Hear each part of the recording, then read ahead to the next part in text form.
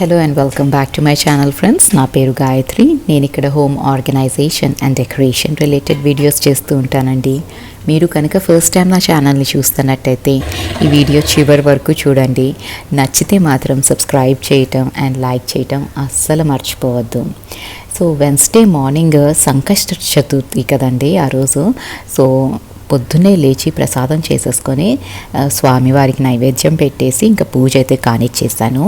పూజ అయినాక అప్పుడు మా అమ్మాయి బాక్స్ ప్యాక్ చేద్దాం అనేసి వచ్చానమాట. సో సింపుల్గా ఇలా అయితే డెకరేట్ చేసుకున్నానండి. అండ్ ఈ వైట్ స్టాండ్ గురించి కూడా అడిగారండి మన సబ్స్క్రైబర్స్. సో దాని లింక్ నేను డిస్క్రిప్షన్ బాక్స్లో అయితే ప్రొవైడ్ చేసేసాను. So you can check the description box. And ఇక్కడ ఇవాళ mushroom and capsicum fried rice చేసేస్తున్నాను. దీంట్లో ఫస్ట్ బటర్తో చేస్తున్నాను. యాక్చువల్లీ మష్రూమ్స్ ఎప్పుడు చేసినా బటర్తో చేస్తే చాలా టేస్టీగా ఉంటాయండి. అండ్ మంచి ఫ్లేవర్ అయితే యాడ్ అవుతుంది. సో బటర్లో గార్లిక్ పెప్పర్ తాలింపులో వేసేసుకొని మష్రూమ్స్ వేసేసాను. అండ్ ఈ ఫ్రైడ్ రైస్లో క్యాప్సికమ్ వేస్తున్నానండి. క్యాప్సికమ్ మాత్రం మష్రూమ్స్ అంతా కుక్ అయిపోయినాక లాస్ట్ 5 minutes ఉంది అనగా అప్పుడు క్యాప్సికమ్ వేసుకుంటే ఇట్ మేక్స్ సెన్స్. లేకపోతే క్యాప్సికమ్ మెత్తగా అయిపోయిందంటే మాత్రం అస్సలు టేస్ట్ బాగోదండి. ఆ బైట్ అన్నది ఉండాలి. అండ్ లాస్ట్లో కొంచెం షేజ్వాన్ చట్నీ వేసేసాను. బాక్స్లో కాబట్టి చప్పగా ఉంటే మనం పెద్దగా పిల్లలు ఎంజాయ్ చేయలేకపోతారు. అందుకని షేజ్వాన్ చట్నీ వేస్తే కొంచెం ట్యాంగీనెస్ వస్తుంది. ఆల్సో కొంచెం స్పైస్ లెవెల్స్ కొంచెం పెంచుతుంది. అందుకని షేజ్వాన్ చట్నీ వేసాను. అండ్ రైస్ వేసేసి ప్రాపర్గా మిక్స్ చేసుకున్నాక పైనుంచి చిల్లీ ఫ్లేక్స్ వేసానండి, కొంచెం స్పైస్ లెవెల్స్ పెంచడానికి అన్నట్టు. యాక్చువల్లీ ఈ ఫ్రైడ్ రైస్ ఏంటి అంటే కొంచెం బ్లాండ్ అయిపోతుందండి. మష్రూమ్స్ అనేసరికి టేస్ట్ ఉండవు. క్యాప్సికమ్ కూడా ఎక్కడ స్పైస్ లెవెల్స్ ఇంక్రీజ్ చేయలేము కదా వీటిల్లో. అందుకని కొంచెం ఇట్లా చిల్లీ ఫ్లేక్స్ ఇవన్నీ యాడ్ చేశాను. దీంట్లో మీరు స్ప్రింగ్ ఆనియన్స్ కార్న్ వేసుకుంటే ఇంకా బాగుంటుందండి. కానీ నా దగ్గర ఇవాళ అసలు ఏమీ లేవు. సో ఉన్న ఈ 2 ఐటమ్స్తోనే ఫ్రైడ్ రైస్ అయితే చేసి పంపించాను. వెన్స్డే అయితే తనకి స్కూల్ ఉంది, కానీ థర్స్డే ఇంకా ఈ పడే వానకి స్కూల్స్ ఆఫీసెస్ అన్నిటికీ సెలవులు అయితే ఇచ్చేసారండి పూణేలో. Pune is literally flooding this time. So Thursday మా అమ్మాయి ఇంట్లోనే ఉంది. అండ్ లాస్ట్ వీకెండ్ నేను షాపింగ్కి వెళ్ళాను అన్నాను కదా, చిన్న చిన్న ఐటమ్స్ తెచ్చానండి. అవి మీతో షేర్ చేసుకుంటాను. ఫస్ట్ అయితే టిఫిన్ బాక్స్లో పెట్టుకోవటానికి ఈ స్పూన్ అండ్ ఫోర్క్ సెట్ అండి. యాక్చువల్లీ నేను మా అమ్మాయి టిఫిన్ బాక్స్ ప్యాక్ చేసేటప్పుడు ఆ బ్యాగ్లో స్పూన్ పెట్టాలి అంటే ఒక టిష్యూ ర్యాప్ చేసి పెడతాను. ఆ బ్యాగ్ రెగ్యులర్ క్లీనింగ్ అయితే అవ్వదు కదండి, లంచ్ బాక్స్. నేను వెట్ వైప్తో ఒకసారి క్లీన్ చేస్తాను. అండ్ ఈ వానలు పడుతున్న దగ్గర నుంచి అయితే అసలు అది కూడా ఆపేసాను. ఎందుకంటే మాయిశ్చర్ లోపల ఉంటే ఏమైనా ఫంగస్ డెవలప్ అయిందంటే ప్రాబ్లం కదా అన్నట్టు. సో ఈ లక్కీగా ఈ బాక్స్ కనిపించింది. It comes with a box spoon and fork set. చక్కగా దీంట్లో పెట్టి పంపించవచ్చు అండ్ హైజీన్ కూడా ఉంటుంది అనేసి ఇది తీసుకున్నానండి. ఇది మినిసోలో తీసుకున్నాను. అండ్ ఈ హెయిర్ బ్రష్ కూడా నాకు ఈ డిజైన్ చాలా కన్వీనియంట్గా ఉంది అనిపించింది. ఎందుకంటే బ్రషెస్ మనం తీసుకున్నప్పుడు దాంట్లో హెయిర్ ఇరుక్కుపోయి అవి తీయటం పెద్ద న్యూసెన్స్ లాగా అయిపోతుంది. కానీ ఇది వెనకాల కూడా ఓపెనింగ్ ఇట్లా అయ్యేసరికి ఈ డిజైన్ వల్ల ఏంటంటే హెయిర్ తీయటం ఈజీగా ఉంటుంది. అండ్ హెయిర్ దాంట్లో చిక్కుకుపోయి అట్లాగే ఉండిపోయే ఛాన్స్ అయితే లేదు. సో ఈ 2 మాత్రం నేను మినిసోలో తీసుకున్నానండి. అండ్ మినిసోలో క్యూట్ స్టఫ్ అయితే చాలా ఉంటుంది, కానీ కొనేటప్పుడు కొంచెం ఆలోచించి అవసరమైనవి మాత్రమే కొనాలి. అండ్ ఈ డ్రెస్ మాత్రం నేను రస్ట్ ఆరెంజ్ అనే ఆన్లైన్ షాప్ నుంచి తెప్పించుకున్నానండి.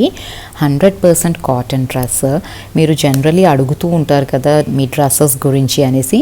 ఇది రస్ట్ ఆరెంజ్ అని మీరు టైప్ చేసి చూడండి, you will get that details అనమాట. ఇది చాలా బాగుంది. లింక్ నాకు దొరికితే నేను ప్రొవైడ్ చేస్తానండి. చక్కగా పాకెట్స్ ఇచ్చారు ఈ డ్రెస్కి. అండ్ ఇది బ్లాక్ లాగా కనిపిస్తుందేమో వీడియోలో, but this is dark version of olive green అండి. అండ్ నాకు ఆ ప్రింట్ అదంతా వైబ్రెంట్గా అనిపించి నేను తీసుకున్నాను. సో ఇంకా ఇవన్నీ పక్కన సర్దేసుకొని కిచెన్లోకి అయితే వచ్చేసానండి. నెయ్యి చేసేది ఉంది యాక్చువల్లీ, కానీ నాకు ఏంటంటే ఈ చలికి చేతులు కొంచెం నానిపోతాయి కదండి ఎంత నెయ్యి చేయాలి అన్నా. అందుకని చాలా అవాయిడ్ చేశాను. బట్ దెన్ ఇంక ఇవాళ లంచ్ పని ఏమీ లేదండి, ఎందుకంటే మార్నింగే నేను లంచ్ చేసేసినాక మాకు మెసేజ్ వచ్చింది స్కూల్ లేదు అనేసి. సో ఇప్పుడు లంచ్ పని లేదు అనేసి ఈ పని అయితే పెట్టేసుకున్నాను. అండ్ ఆ నెయ్యి చేసినప్పుడు ఇల్లంతా స్మెల్ వచ్చేస్తుంది చూడండి, అది అసలు ఎంత ఎపిటైజింగ్గా ఉంటుందంటే వెంటనే వేడివేడి అన్నంలో ఫ్రెష్గా నెయ్యి వేసేసుకొని ఏదైనా రోటి పచ్చడి లైక్ కంది పచ్చడు అట్లాంటివి ఏమన్నా ఉంటే తింటే ఎంత బాగుంటుంది కదా అనిపిస్తుంది. అండ్ లంచ్ అయిపోయినాక మా అమ్మాయి ఏమైనా స్వీట్ కావాలందండి, ఇంట్లో యాక్చువల్లీ అసలు ఏమీ లేవు స్వీట్స్.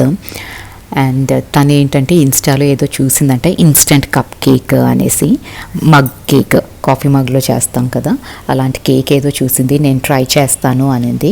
సరే తను ఇది ట్రై చేసిందండి. ఇది చూడటానికి అయితే అంత అపీలింగ్గా లేదు కానీ టేస్ట్ మాత్రం చాలా బాగుందండి. ఫ్రాంక్లీ స్పీకింగ్ నాకు అది చూపెట్టినప్పుడు తీసినప్పుడు నాకే డౌట్ వచ్చింది ఏంటి ఇట్లా ఉంది అనేసి. But then when I tasted it was really nice. And దాని తర్వాత ఈ షెల్ఫ్ ఇవన్నీ డీక్లటర్ ఇవాళ చెయ్యాలి అని అయితే డిసైడ్ అయ్యానండి. ఇదేంటంటే ఫస్ట్ షెల్ఫ్లో టాయిలెటరీస్ అన్నీ పెట్టుకుంటాను అన్నాను కదా, కింద 2 షెల్ఫ్స్ ఏమో ఖాళీగా ఉన్నాయి. ఖాళీగా ఉన్న వాటిల్లో మనమేం అట్లా ఉంచాం కదా, దాంట్లో ఏదో ఒక చెత్త పేరుస్తూనే పోతాం. నేను అదే చేశానండి. ఇంట్లో పనికి రాని సామానంతా ఈ షెల్ఫ్లోనే ఉంది. ఎప్పుడో కొన్న వాచ్ బాక్సెస్ దగ్గర నుంచి ఎక్స్పైర్ అయిన మెడిసిన్స్ వరకు everything is stuffed in this shelves అన్నమాట.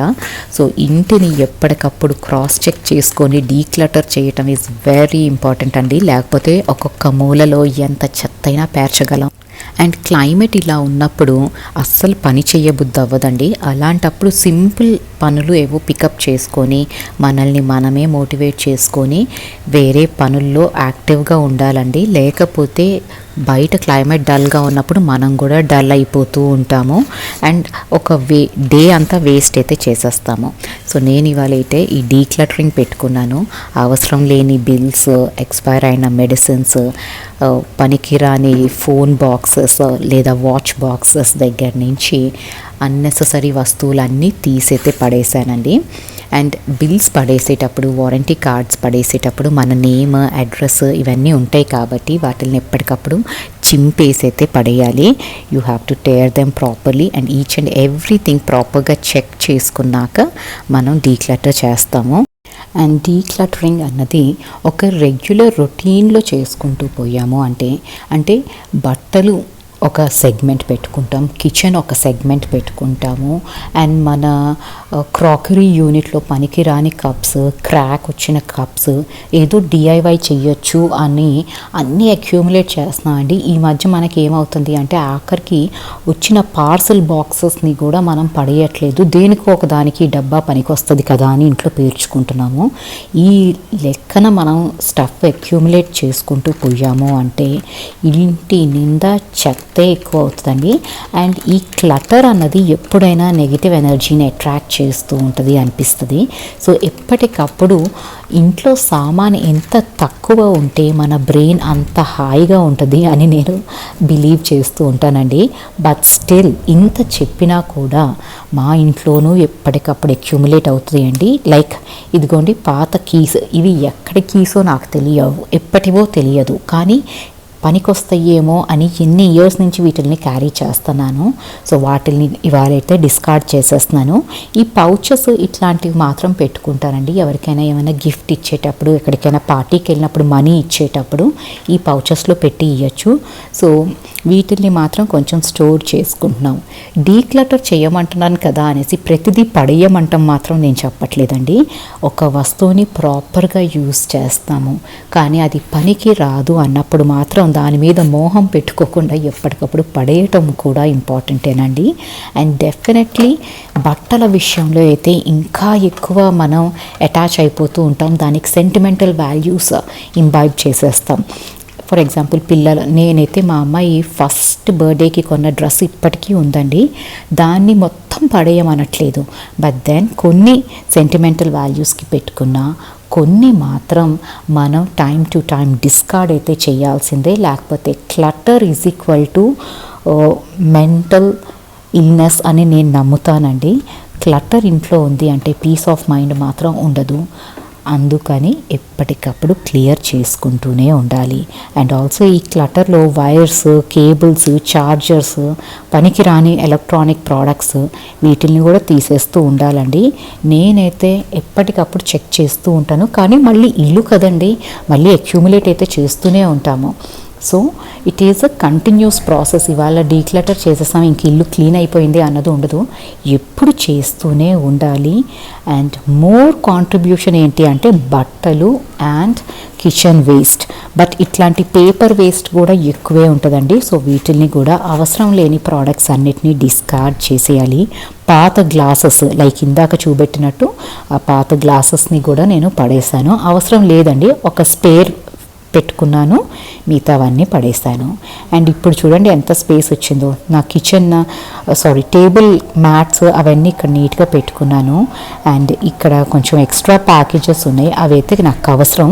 ఇదేంటంటే వేయింగ్ మెషిన్ అండి. మనం ట్రావెల్ చేసేటప్పుడు ఎయిర్పోర్ట్స్లో వెయిట్ అక్కడ వెళ్ళి చెక్ చేసుకోవడం కంటే నేను ఇంట్లోనే చెక్ చేసుకుంటాను.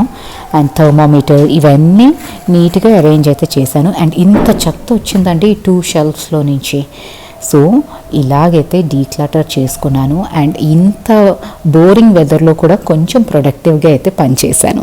సో ఇదండి ఇవాళ వీడియో. నచ్చితే లైక్ చేయండి, సబ్స్క్రైబ్ చేయండి, అండ్ మీ ఫ్యామిలీ అండ్ ఫ్రెండ్స్తో షేర్ చేసుకోవటం మాత్రం అస్సలు మర్చిపోవద్దు. అండ్ ఇంకా డిన్నర్కి అయితే ఇవాళ క్యాబేజ్ పచ్చడి చేసేస్తున్నానండి దోశలతో పాటు. సో ఇట్లాగా ప్రిపరేషన్స్ అయితే నడుస్తూనే ఉన్నాయి. అండ్ నా ప్రిపరేషన్స్తో పాటు వాన కూడా నడుస్తూనే ఉంది. Thank you so much for watching this video. You all have a great day.